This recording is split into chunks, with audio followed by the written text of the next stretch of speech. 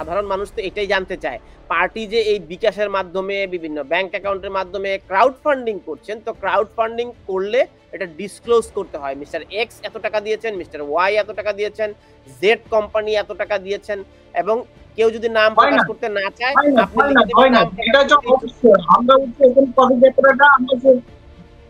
মাত্র শেষ করলাম, মানে পদযাত্রাটা মাত্র শেষ করলাম।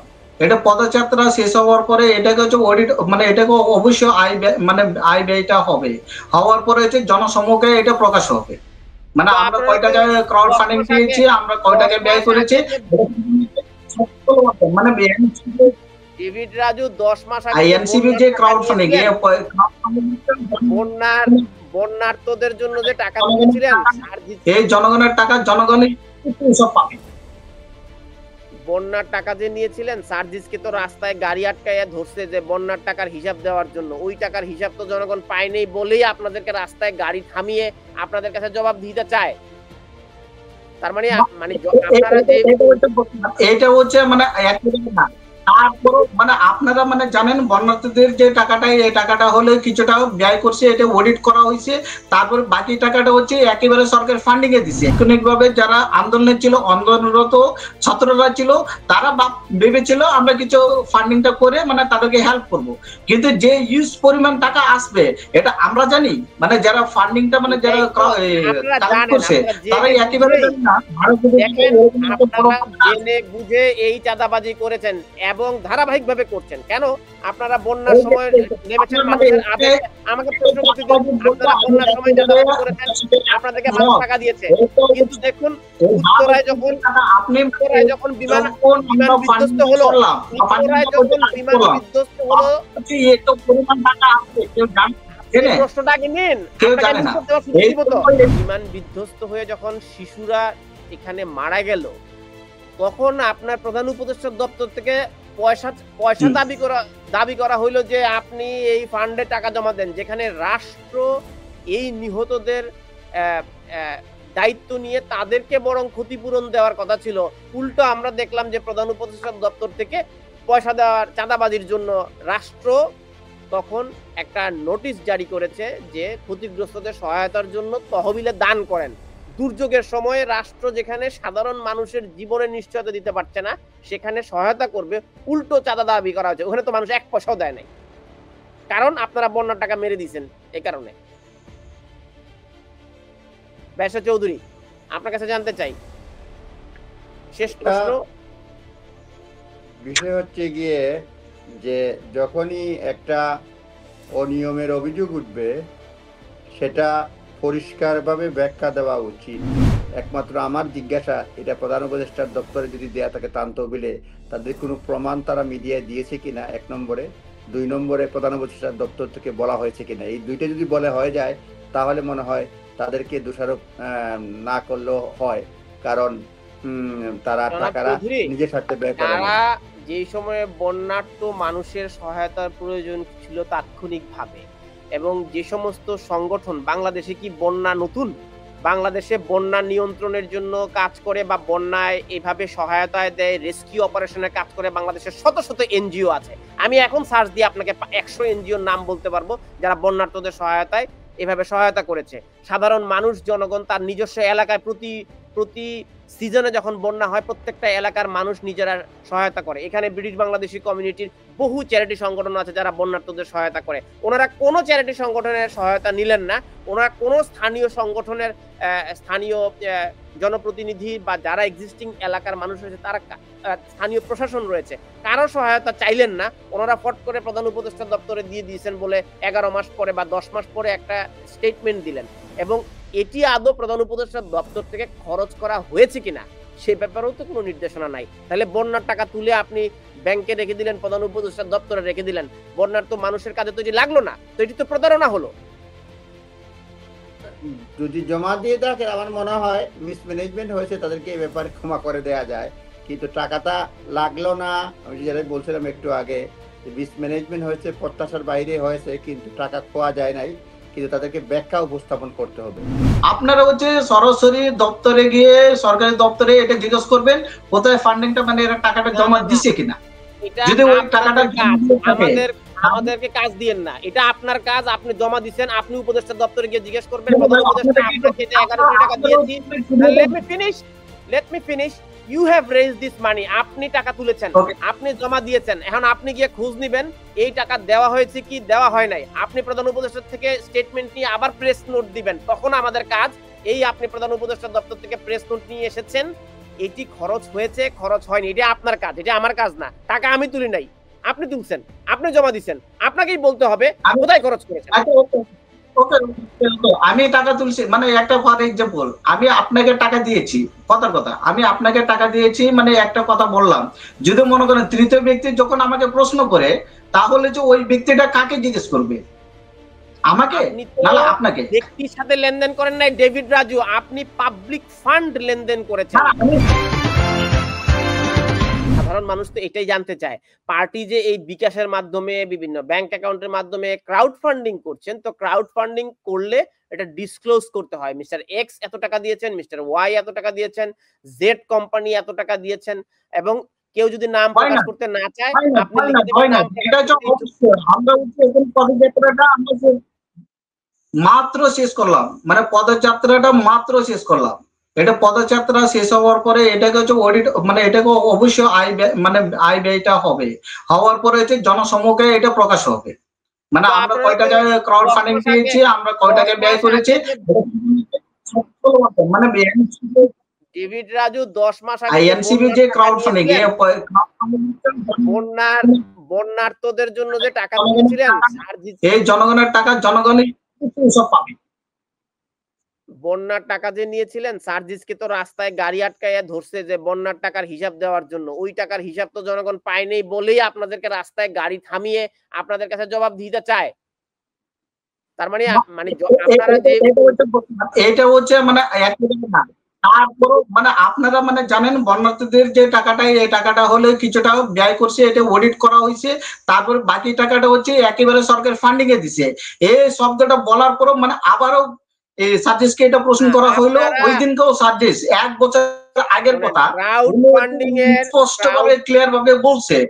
আচ্ছা ডেভিড রাজু, ক্রাউড ফান্ডিং এর কিছু শর্ত আছে এবং রেস্ট্রিক্টেড ফান্ড। আপনি বলেছেন বন্যার্তদের সহায়তার জন্য টাকা আপনি তুলছেন, আপনি কি তখন বলেছিলেন যে এই অর্থ তুলে আমরা মানে প্রধান উপদেষ্টার ফান্ডে জমা দিব? আপনি তো বলেন না এটা। আপনি যখন ধরা খাইলেন, আপনি যখন টাকা যখন হচ্ছে মানে যখন বিপদ তখন আপনি বলতেছেন আমি ফান্ড ওখানে জমা দিয়ে দিছি, আপনাকে তো বলেন নাই ওখানে জমা দিতে। আমি নিজেই তো, সাধারণ জনগণ তো প্রধান উপদেষ্টার তহবিলের নাম্বার জানে, সাধারণ জনগণ তো তাহলে প্রধান উপদেষ্টাকে দিতে পারে। এনসিপির মাধ্যমে দেওয়ার দরকার কি? এনসিপি এখানে ভায়া দালাল, না এনসিপি না, এখানে হচ্ছে বৈষম্য বিরোধী ছাত্র আন্দোলন। হ্যাঁ বৈষম্য বিরোধী নয়, এনসিপি গঠন হলো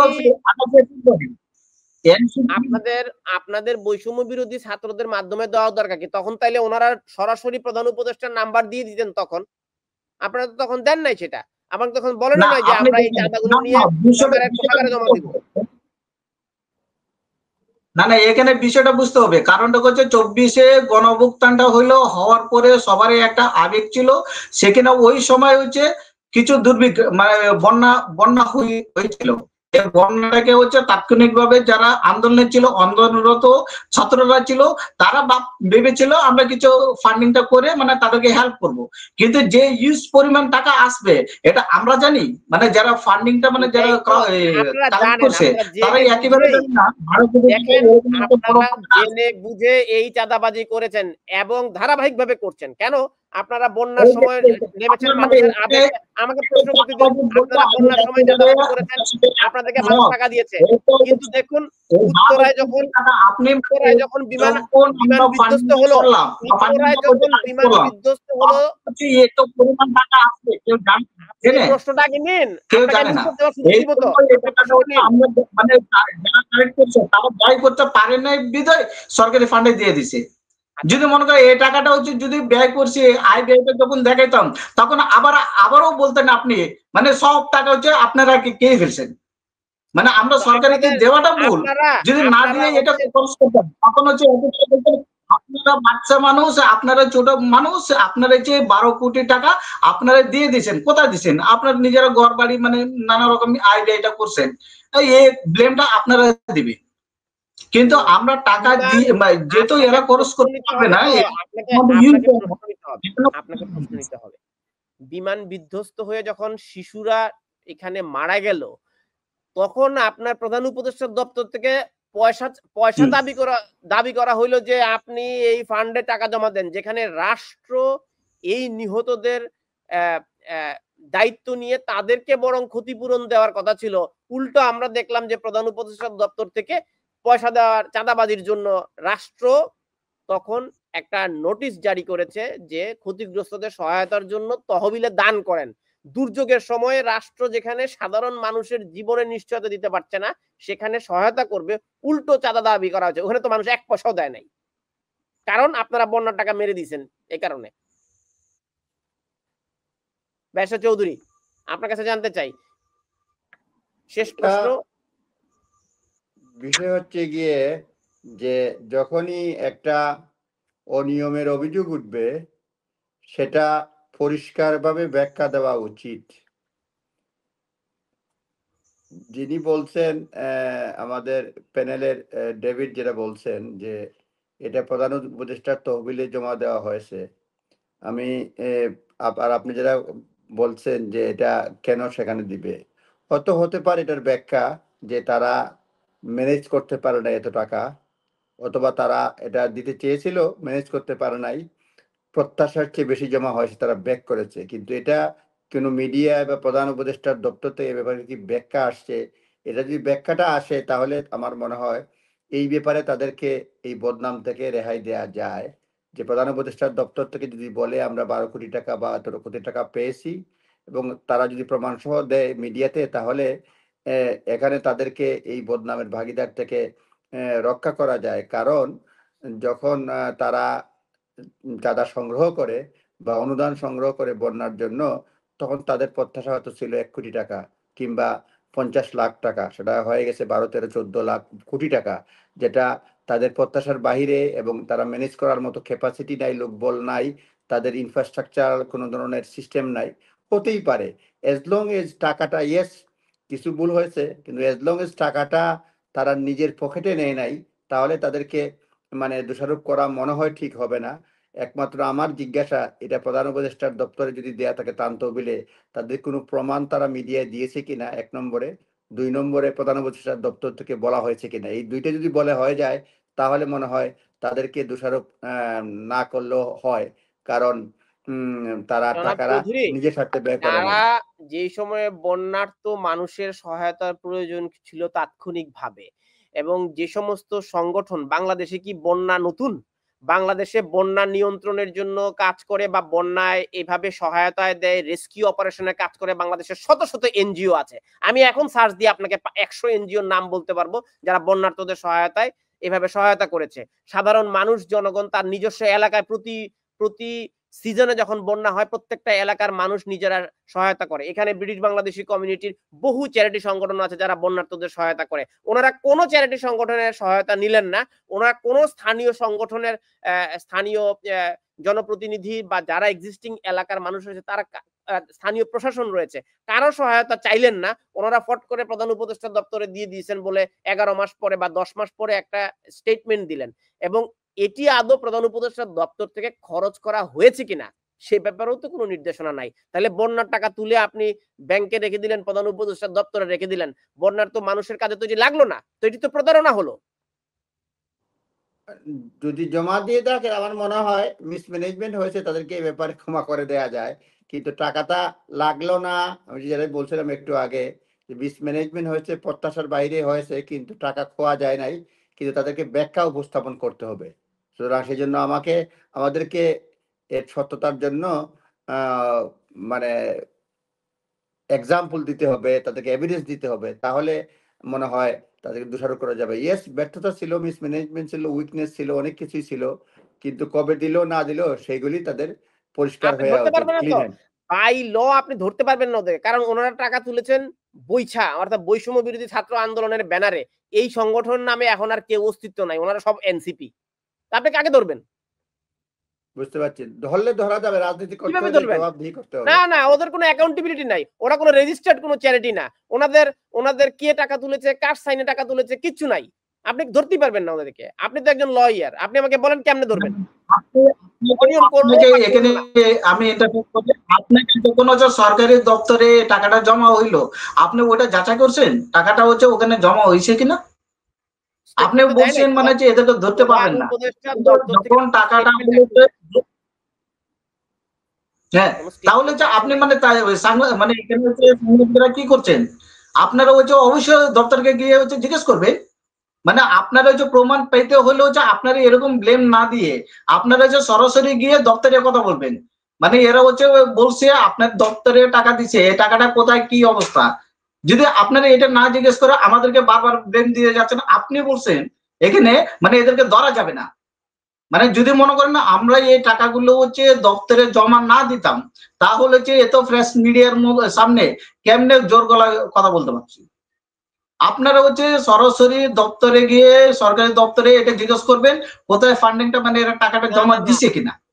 যদি ওই টাকাটা আমাদেরকে কাজ দিয়েন না, এটা আপনার কাজ, আপনি জমা দিবেন, আপনি উপদেষ্টা দপ্তরে গিয়ে জিজ্ঞেস করবেন প্রধান উপদেষ্টা আপনাকে যে 11 কোটি টাকা দিয়েছি। Let me finish. You have raised this money, আপনি টাকা তুলেছেন, আপনি জমা দিয়েছেন, এখন আপনি গিয়ে খোঁজ নিবেন এই টাকা দেওয়া হয়েছে কি দেওয়া হয় নাই। আপনি প্রধান উপদেষ্টা থেকে স্টেটমেন্ট নিয়ে আবার প্রেস নোট দিবেন, তখন আমাদের কাজ এই আপনি প্রধান উপদেষ্টা দপ্তর থেকে প্রেস নোট নিয়ে এসেছেন, এটি খরচ হয়েছে খরচ হয়নি, এটা আপনার কাজ, এটা আমার কাজ না। টাকা আমি তুলি নাই, আপনি তুলছেন, আপনি জমা দিচ্ছেন, আপনাকেই বলতে হবে কোথায় খরচ করেছেন। আমি টাকা তুলছি মানে একটা ফর এক্সাম্পল, আমি আপনাকে টাকা দিয়েছি, কথার কথা আমি আপনাকে টাকা দিয়েছি মানে একটা কথা বললাম, যদি মনে করেন তৃতীয় ব্যক্তি যখন আমাকে প্রশ্ন করে, তাহলে যে ওই ব্যক্তিটা কাকে জিজ্ঞেস করবে, আমাকে না আপনাকে? ব্যক্তির সাথে লেনদেন করেন নাই ডেভিড রাজু, আপনি পাবলিক ফান্ড লেনদেন করেছেন। সাধারণ মানুষ কি যমুনায় যাবে?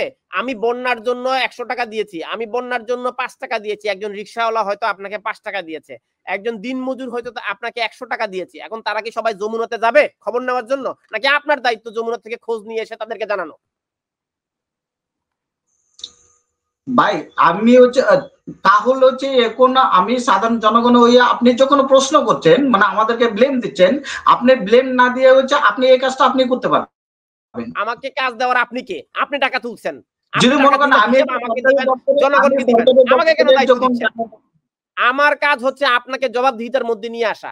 টাকা আপনি তুলছেন, প্রধান উপদেষ্টা তুলে নাই, আপনি তুলে জমা দিচ্ছেন, আপনি সাধারণ মানুষের কাছ থেকে জমা দিচ্ছেন, সাধারণ মানুষকে আপনি হিসাব দিবেন, এটা আপনার কাজ। আমরা শেষ করব, আপনি সমাপনী বক্তব্য জনাব ডেভিড রাজু আপনার সমাপনী বক্তব্য শেষ করুন। তারেক চৌধুরী আপনার সমাপনী বক্তব্য 30 সেকেন্ড প্লিজ, আমরা শেষ করব। জনাব চৌধুরী। জি, একটা হচ্ছে বাংলাদেশের রাজনীতিতে যেটা হয় যে আমরা চাচ্ছি সকল দল নৈতিকভাবে চাঁদাবাজদের বয়কট করুক এবং চাঁদাবাজি সঙ্গে যারা জড়িত থাকবে কঠোর অবস্থানে যাক।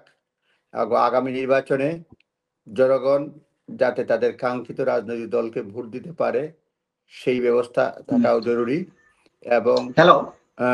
এবং শীঘ্রই জনগণের সরকার প্রতিষ্ঠিত হোক এই প্রত্যাশাই থাকলো এবং এই সরকার যেন দ্রুত একটা নির্বাচনের ব্যবস্থা করে তারা নির্বাচিত সরকারের হাতে ক্ষমতা হস্তান্তর করে। বিশেষ করে আমরা চাচ্ছি যে আমার প্রত্যাশা যে আগামী বছরের প্রথমার্ধের মধ্যেই সকলের কাছে গ্রহণযোগ্য একটা নির্বাচন হবে এবং যে নির্বাচনের মাধ্যমে একটি নির্বাচিত সরকার এসে বাংলাদেশের দায়িত্বভার গ্রহণ করবে। অনেক ধন্যবাদ ব্যারিস্টার চৌধুরী, অনেক ধন্যবাদ ডেভিড রাজু। আপনার সংযুক্তি খানিকটা বিঘ্ন ঘটায়, আপনার ধন্যবাদ নিতে পারছি না। আপনি কি শুনতে পাচ্ছেন? আপনি ধন্যবাদ দেওয়ার সুযোগ পাবেন নিশ্চয়ই। অন্য কোনো অনুষ্ঠানে আমরা আবারও আপনার কথা শুনবো। আমাদের দর্শক আপনারা যারা এতক্ষণ পিপলস কোয়েশ্চেন অনুষ্ঠান দেখেছেন তাদের প্রতি কৃতজ্ঞতা এবং ধন্যবাদ জানিয়ে শেষ করছি।